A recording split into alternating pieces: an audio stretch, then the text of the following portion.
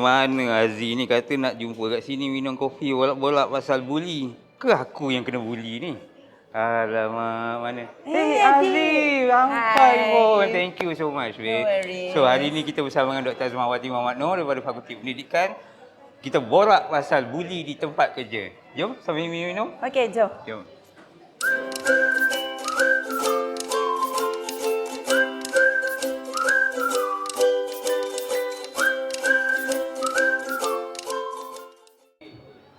Okey, Aziz. Apalah orang bising sangat pasal buli kat tempat kerja ni. Saya selalu dengar buli kat sekolah asrama, budak lelaki kena masak Maggi, basuh baju kan. Sekarang orang cakap buli kat tempat kerja. Apa benda dia ni, Aziz? Okay. Cuba share sikit. Okey, Adib. Thank you. Sabar-sabar, Adib. Okey. Semangat. Okey, semangat. Okay. Bila kita sebut tentang buli, sebenarnya kita selalu juga kena faham tentang konsep persekitaran yang toksik. Apa itu persekitaran toksik? Toksik tu bila kita datang kat tempat kerja tapi kita tak seronok hendak bekerja. Lepas tu bila kita datang di sesuatu tempat tu, kita rasa macam ada negative vibes. So bila ada budaya yang tidak baik di situ, itu namanya persekitaran yang toksik. Persekitaran toksik ni disebabkan oleh organisasi. Okey, baru saya nak tanya tadi. Organisasi macam mana tu? dan juga probably pekerja. Dan di sinilah bila ada sesuatu yang kita rasa tak nyaman, kita tidak selesa, wujudlah budaya buli. Dan buli ni ada dua. Ada yang pembuli dan yang dibuli. Ya. Dua saja Ada lagi ke? Tak, maksud saya penonton ke dia seronok tengok orang kena buli ada tak macam tu? Tukang sorak, ya betul. Tukang sorak memang ada.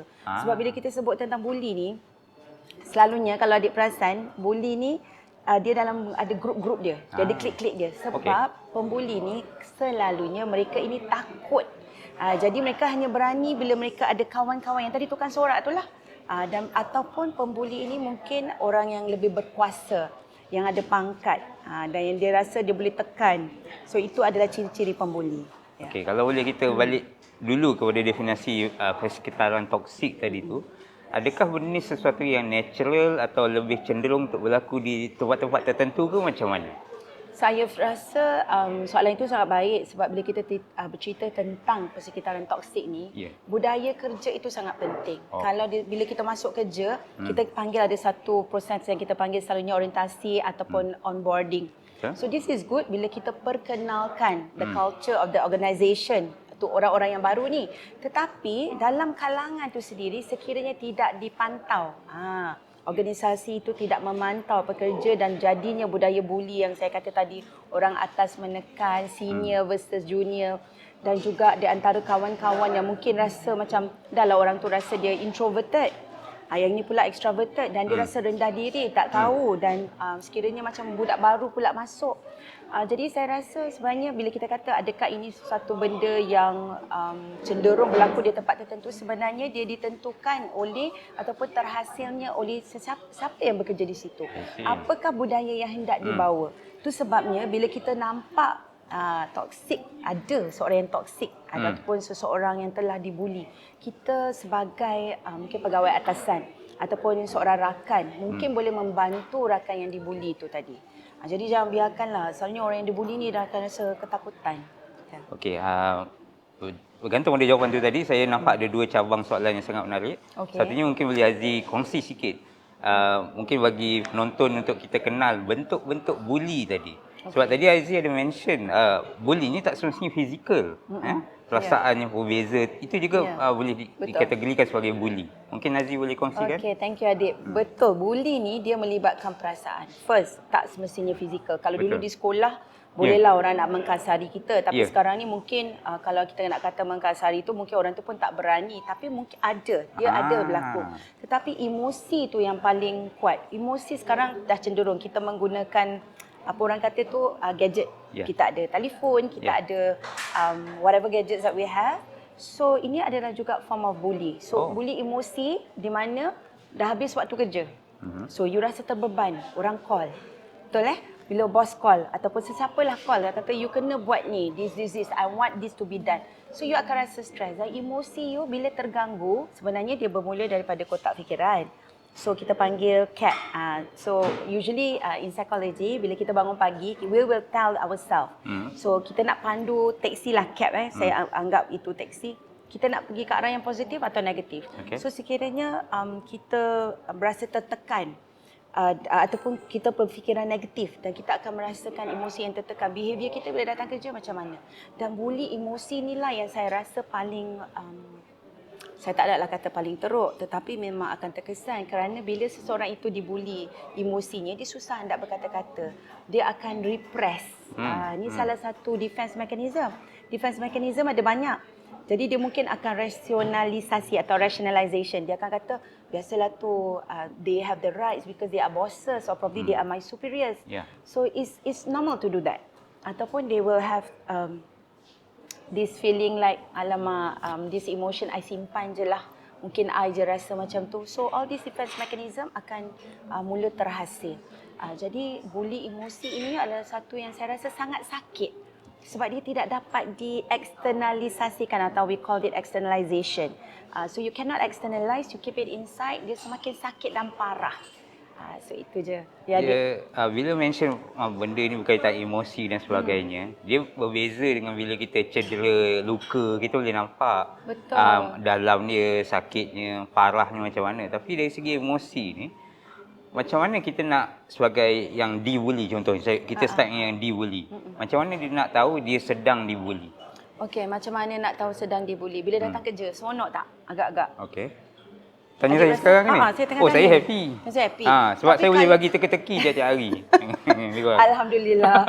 Tapi seseorang yang dibuli, apa agaknya tanggapan Adib? Adakah mereka akan berasa seronok atau mereka berasa... Saya suspek berat lah. Mungkin seronok tu subjektif, tapi mungkin dia rasa berat. Dia akan rasa berat. Dia akan rasa macam nak bangun pagi. Kenapa aku kena bangun pagi? Lepas tu rasa macam dah bangun pun, dah solat, nak tidur balik. So keseronokan bekerja yang used to be our tonggak 12, ingat tak? So itu mungkin dah tak ada. Itu salah satu tanda lah. Salah satu tanda. Dan dia akan lama-lama dia akan memberikan kesan apa dia yang biasa kita sebut stres lah. Dan it's normal for us to sebut stres. Selalunya kita akan kata stres tu perkataan yang biasa. Stres lah, stres. Stres akan menyebabkan kesan fizikal. Tapi lepas tu sekiranya tak dibendung, tidak kita orang kata apa tangani, apa yang akan berlaku adik? Kita mula akan rasa bimbang. Kebimbangan yang amat ataupun kita kata kebimbangan yang kuat lah. Okey. Jadi sekiranya ini juga tak ditangani, apa akan terjadi? Itu dia ada peringkat-peringkat dia. So itulah kesan emosi sebenarnya kalau kita tidak jaga dengan baik. Itu sebabnya bila kita berasa sesuatu tak puas hati atau kita tak suka atau ada yang ni, kita carilah support system. Baik. Azzie ada mention yang menarik tadi. Saya nak tanya itu kemudian, tapi yang sekarang saya nak tanya aspek pembuli pula. Ada tak kebarangkalian pembuli ni tak sedar dia sedang membuli? Tadi Azzie bagi contoh WhatsApp lepas waktu kerja kan. Mungkin dia tak perasan yang dia bagi tu sekadar komen saja, nak buat esok lah. Tapi mungkin pada penerima dia rasa sedang dibuli. Sebab ni sekarang waktu dengan keluarga contohnya.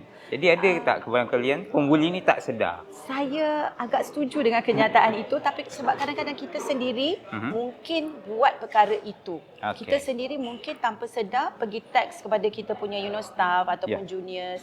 So kita kata mungkin ni, padahal kita takut kita lupa. Jadi mungkin di sini kita kena kenal pasti apa itu beza apa orang kata tu bebanan tugas dan juga bully. Sebab kalau kita kenal pasti apa itu bebanan tugas, kadang-kadang Adib, bila kita kata pasal bebanan tugas, it's not always 9 to 5. Sometimes we need to be flexible. Kena ada flexibility di situ ya. Tapi selalunya kita tengoklah, kita kena faham juga boundary orang. Kita kena respect. So dalam hidup ni kita kena sentiasa ada respect. Sekiranya ia berlanjutan, setiap minggu orang tu nak pergilah tengok, kalau ada yang PJJ nak pergilah ziarah isteri atau suami, tiba-tiba alamak kena buat, so dia akan mungkin dia akan rasa terbeban dan stres. So kita kena kenal pasti adakah itu kerja yang perlu ditangani segera ataupun itu adalah habit, habitual. Saya macam nampak salah satu cara untuk membantu suasana ni adalah melalui komunikasi yang berkesan. Betul. Kalau dia tidak boleh externalize macam you mention tadi, kita pun tak nampak dia sedang berada dalam keadaan depressed dan sebagainya. Dan pada masa yang sama, yang pembuli pula jika mungkin dia tak ada skill komunikasi yang berkesan, mungkin pada dia itu sesuatu yang biasa. Tapi pada orang yang menerima itu dilihat sebagai bully. So adakah betul komunikasi yang berkesan tu penting atau ada cara lain? Komunikasi yang berkesan sangat penting. Macam bila adik berkomunikasi dengan saya sekarang, komunikasi ini sangat jelas. Dan saya faham bagaimana hendak menjawab. Itu belum saya bagi teka-teki lagi. Belum bagi teka-teki, itu saya fail. Okey. So komunikasi berkesan ini penting daripada cara kita lontarkan suara. So kita selalu sebut tentang vocality kita. Vocal kita. Pitching kita macam mana, suara kita kuat. Macam nak nyanyi juga. Contoh kan, kalau suara kita kuat, pitching penting. Pitching kita high pitch, rendah. Jadi ini memberikan impak kepada seseorang. Contohnya kalau kita bercakap lah, saya suka makan coklat. Okey, itu biasa je. Tapi saya suka makan coklat. Dia memberikan intonasi yang berbeza. Betul. Jadi intonasi, maksud yang berbeza. Cara kita berkomunikasi itu bukan saja sekadar berkata-kata, tetapi dengan intonasi, dengan pitching, dengan body language yang betul, dengan senyuman. Kalau kita cakap pun tetapi komunikasi kan, so, semua itu apa orang kata tu, body language is also very important. Kalau saya kata okey, contoh saya ikhlas nak bagi kopi ni tetapi you tengok muka saya, ambillah kopi ni, minumlah. Tetapi mungkin itu orang takrifkan sebagai berbeza. Jadi komunikasi itu kena jelas dan perlu diikuti dengan lontaran suara, dengan mimik muka. So semua ini sangat penting sebab orang kata vokal tu kita dengar hanya mungkin 38%. Yang selebihnya adalah body language. So 38 tepatnya tu. Mungkin ada perbezaan di situ, ada julat. Okay. Jadi what I'm trying to say ialah pentingnya kena faham bahawa komunikasi ini menyeluruh. Cara kita menyampaikan itu berbeza. Terbaik. Awal tadi ada Azzi mention mengenai budaya kerja. Ada tak mungkin kita boleh kongsi sama ada warga UM atau di luar sana yang mungkin boleh belajar sedikit tip untuk kita menanamkan budaya-budaya kerja yang positif di tempat kerja kita. Mungkin kita boleh bantu rakan kita untuk keluar daripada dibuli, tapi pada masa yang sama saya kira dengan budaya kerja yang baik, kita juga sama-sama menghalang daripada terjadinya fenomena bully ni. Alright. Terima kasih Adib. Soalan yang sangat baik. Saya rasa kalau kita nak terapkan sendiri dalam diri kita the first thing yang kita perlu buat ialah kita sendiri kena lihat kita datang kerja ni untuk apa. Niat. Niat kita itu penting Tapi orang kata kadang-kadang kita kata tak apalah, walaupun saya dibuli, ini adalah ibadah, saya sanggup. Saya rasa you kena faham konsep ibadah tu. You datang untuk bekerja, tetapi sekiranya you tak setuju beberapa perkara, so I always tell myself, kalau Azzi banyak sangat kerja, Azzi listkan apa yang Azzi ada on the plate, on the ni, dan tunjukkan kepada superior. Dan ini terhasil. Contoh saya sendiri saya pernah tunjuk kepada ketua jabatan, saya tak mampu lagi sebab ini yang saya sedang buat. Mungkin bukan saya kata tolak, tidak, tapi saya nak tunjuk je.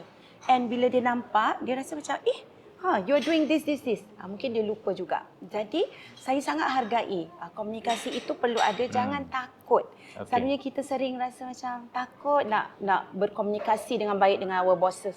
Sebenarnya kita tak perlu takut. They are there to help us. Cuma ada juga mungkin kita rasa tak selesa dengan bos-bos ni. Kita mungkin ada superior yang lain yang kita boleh sampaikan. Jadi pada Azzi, apa yang kita perlu terapkan ialah komunikasi yang baik, niat yang baik. Sentiasa positifkan minda anda. Datang kerja mesti happy. Dan saya selalu bangun pagi, macam saya kata tadi, CAP saya itulah, kognitif, afektif tu emosi dan juga behavior. Bila datang pagi tu, saya datang kerja, saya nak seronok. And tak ada orang yang boleh ubah ataupun kadang-kadang memang terganggu, tipu kalau tidak terganggu Adik. Tapi kita sebagai manusia, kita kena faham inilah lumrah kehidupan. This is what makes it interesting. Betul. So always have a group of friends yang positif. Kalau mereka rasa rendah ataupun emosi mereka mungkin rasa terganggu, you pula. So bantu-membantu itu penting. So budaya kerja yang baik itu terhasil daripada seorang dan berjangkit-jangkit. Ni jangkitan yang positif bukan jangkitan COVID-19. InsyaAllah. Saya rasa macam sedang di-counselling kan sekarang ni. Saya terima kasih banyak kepada Dr. Azmawati Muhammad Noor yang sudi berkongsi mengenai sedikit tip dan aspek mengenai isu bully di tempat kerja. Mungkin kita rasa, saya macam dapat rasa ni, kita akan jemput lagi Dr. Azmawati ni di slot yang akan datang untuk topik yang lebih menarik. Untuk itu, terima kasih. Assalamualaikum warahmatullahi wabarakatuh.